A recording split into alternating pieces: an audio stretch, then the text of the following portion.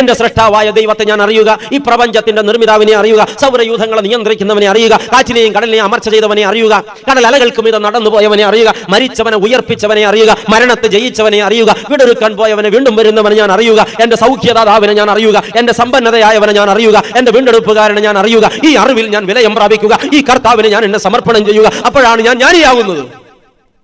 Yes, അറിയേണ്ടവനെ അറിയേണ്ടപ്പോൾ അറിയേണ്ടതുപോലെ അറിയണം. അതാണ് അറിവ്.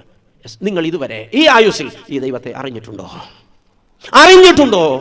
അറിവിന് ഒരുപാട് തലങ്ങളുണ്ട്. കണ്ടറിവുണ്ട്, കെട്ടറിവുണ്ട്, തൊട്ടറിവുണ്ട്, രുചിച്ചറിവുണ്ട്. അറിവിൽ ഏറ്റവും ആഴമേറിയ അറിവേതെന്ന് അറിയാമോ?